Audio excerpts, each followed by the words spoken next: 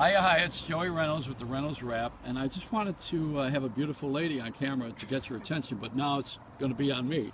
But I got you to watch me, okay? You got me there? I got you. All right, now let's talk about branding, all right? Branding is this is a beautiful place. It's the Rocky Coast of Maine. You can move in so they can actually hear me.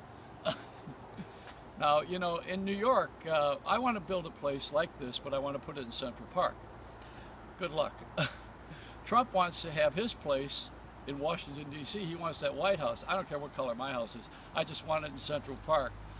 And I'll tell you something else, too. You know, we have a woman named Helen Gurley Brown, and she was the first feminist, you know. So we have women running for office right now. I was with Carly the other day, whom I love. You know, I think she's great. And a nice Italian girl who's taken. But, you know, we have Hillary running, and this Helen Gurley Brown started the movement a long time ago, and she was semi-attractive.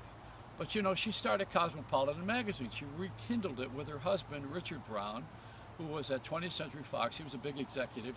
He did a film that cost the studio, almost the studio. It was about World War II called Tora, Tora, Tora. It cost so much money. We called it Bora, Bora, Bora.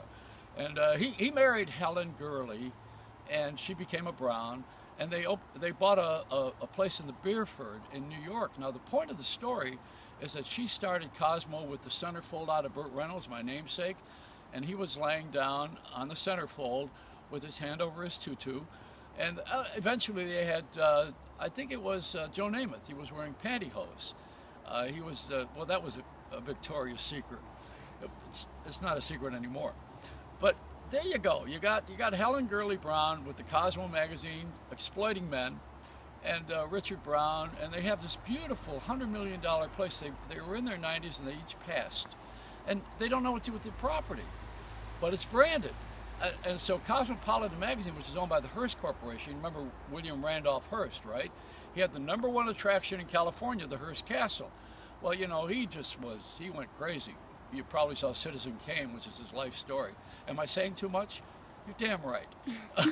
So Helen Gurley Brown and Richard Brown, they have this place with no heirs. They didn't have any kids, so they got a $100 million place that nobody knows what to do with. I was looking to rent it. It's got rent control, you know. But can you imagine moving into that place? Now, that's what I want to do. I want to be a brand.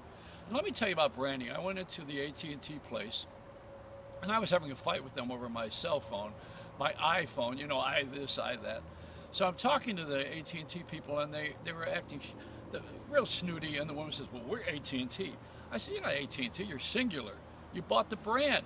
You're not AT&T. She said, well, who are you? I said, I'm Aunt Jemima. I bought the name this morning. So here I am with my pancake makeup. But you know, it's just being a brand. I want to be Trump as a brand. He didn't never make any money off of his hotels. They borrowed the name and paid him to have the name on there, the franchise. I don't know if it's going to happen in politics, but you got a brand, and the only brand that I want is the one on my rear end, and that's the one that says bye. That's it. You